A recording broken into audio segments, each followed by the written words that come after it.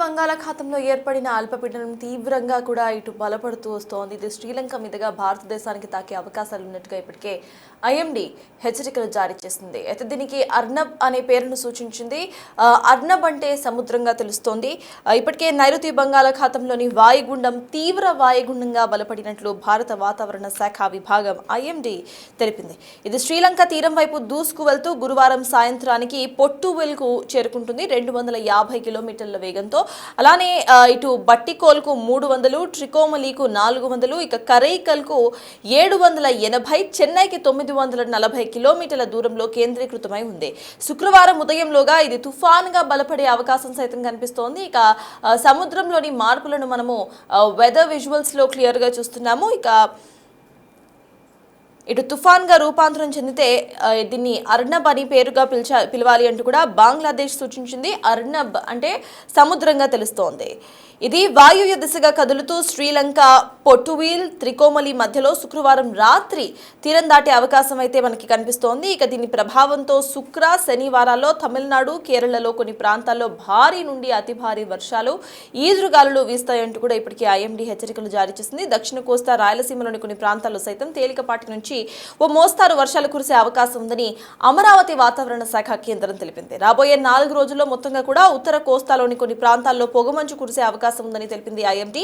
శుక్రవారం అల్లూరి సీతారామరాజు, పార్వతీపురం, మన్యం జిల్లాల్లో, శని, ఆది, సోమవారాల్లో పార్వతీపురం, మన్యం, విజయనగరం, అల్లూరి సీతారామరాజు, ఏలూరు, అంబేద్కర్ కోనసీమ జిల్లాల్లో పొగమంచు కురుస్తుందని అంచనాకొస్తోంది.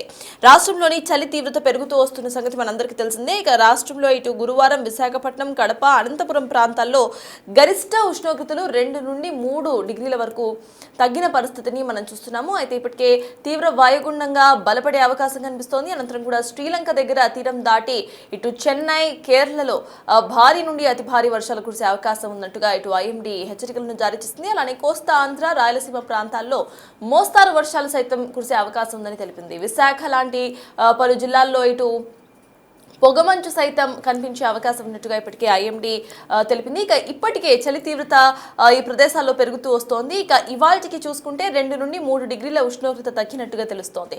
సో వాయుగుండం కనుక బలపడితే ఇంకాస్త చలి తీవ్రత పెరిగే అవకాశం సైతం కనిపిస్తోంది. బంగ్లాదేశ్ సూచించిన పేరు ప్రకారం దీన్ని అర్నబ్ గా పిలవాల్సిందిగా ఇటు బంగ్లాదేశ్ ఈ తుఫాన్ కు పేరును పెట్టింది. అర్నబ్ అనగా సముద్రం అని మనకి అర్థమవుతోంది. నైరుతి బంగాళాఖాతంలో ఏర్పడిన ఈ వాయుగుండం ఇప్పుడు తీవ్ర వాయుగుండంగా బలపడినట్లు భారత వాతావరణ విభాగం తెలిపింది.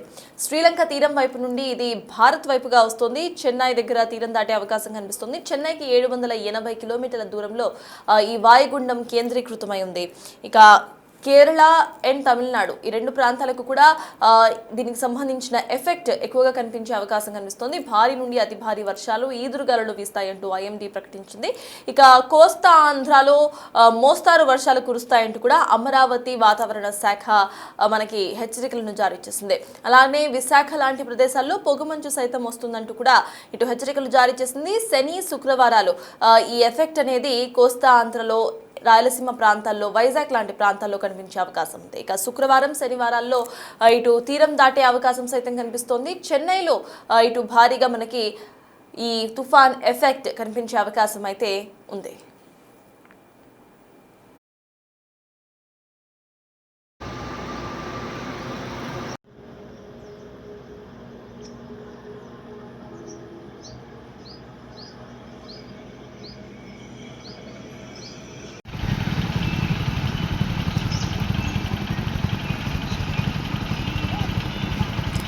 నైరుతి బంగాళాఖాతంలో వాయుగుండం ఇప్పుడు తీవ్ర వాయుగుండంగా బలపడినట్లు భారత వాతావరణ శాఖ విభాగం ఐఎండీ తెలిపింది. ఇది శ్రీలంక తీరం వైపు దూసుకు వస్తుంది. గురువారం సాయంత్రానికి పొట్టువెల్కు 250 కిలోమీటర్లు, బట్టికోల శ్రీలంకలో ఉంది ఈ ప్రాంతం కూడా 300 కిలోమీటర్లు, ట్రికోమలి శ్రీలంకలోని ప్రాంతం 400 కిలోమీటర్లు, కరైకల్ పుదుచేరికి ప్రాంతం 780 కిలోమీటర్లు, చెన్నై నుండి 940 కిలోమీటర్ల దూరంలో కేంద్రీకృతమై ఉంది ఈ వాయుగుండం. శుక్రవారం ఉదయంలోగా తుఫాన్గా బలపడబోతున్నట్టుగా ఐఎండీ ఒక అంచనా వేస్తోంది. తుఫాన్గా రూపాంతరం చెందితే దీన్ని అర్నబ్ గా పిలవాల్సిందిగా బంగ్లాదేశ్ పేరును సూచించింది. అర్నబ్ అనగా సముద్రం. అయితే ఈ పేరును బంగ్లాదేశ్ సూచించింది. ఇది వాయువ్య దిశగా కదులుతూ శ్రీలంకలో పొట్టువీల్ త్రికోమలి మధ్యలో శుక్రవారం రాత్రి తీరం దాటే అవకాశం అయితే కనిపిస్తోంది. దీని ప్రభావంతో శుక్ర శనివారాల్లో తమిళనాడు, కేరళలోని కొన్ని ప్రాంతాల్లో భారీ నుంచి అతి భారీ వర్షాలు కురుస్తాయని అంచనా వేస్తోంది ఐఎండీ. దక్షిణ కోస్తా, రాయలసీమలోని కొన్ని ప్రాంతాల్లో సైతం తేలికపాటి నుంచి ఓ మోస్తారు వర్షాలు కురిసే అవకాశం అయితే ఉందని అమరావతి వాతావరణ శాఖ కేంద్రం ఇప్పటికే పేర్కొంది. రాబోయే 4 రోజుల్లో ఉత్తర కోస్తాలోని కొన్ని ప్రాంతాల్లో పొగమంచు కురిసే అవకాశం ఉందని తెలిపింది. శుక్రవారం అల్లూరి సీతారామరాజు, పార్వతీపురం, మన్యం జిల్లాల్లో, శని, ఆది, సోమవారాల్లో పార్వతీపురం, మన్యం, విజయనగరం, అల్లూరి సీతారామరాజు, ఏలూరు, అంబేద్కర్ కోనసీమ జిల్లాల్లో పొగమంచు కురుస్తుందని అంచనా వేస్తున్నారు. ఇక రాష్ట్ర చలి తీవ్రత సైతం పెరుగుతూ వస్తోంది. ఇప్పటికే 2 నుండి 3 డిగ్రీల ఉష్ణోగ్రత తగ్గినట్టుగా సైతం మనకు అర్థమవుతోంది. అయితే దీంతో ఏపీకి భారీ వర్ష సూచనలు సైతం జారీ చేశారు. 3 రోజుల పాటు మోస్తారు నుండి భారీ వర్షాలు కురిసే అవకాశం ఉన్నట్టుగా తెలుస్తోంది.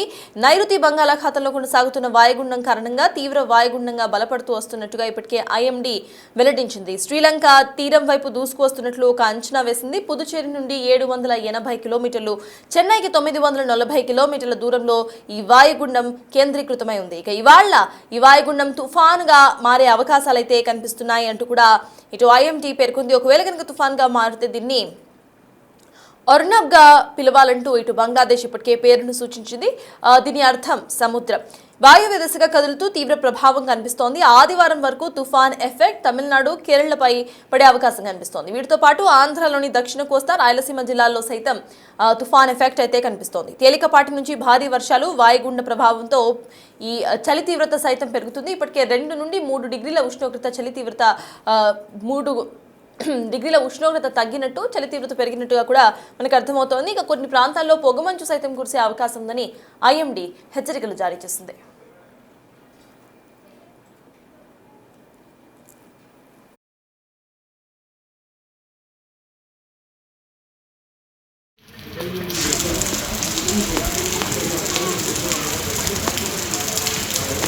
Sound. 10.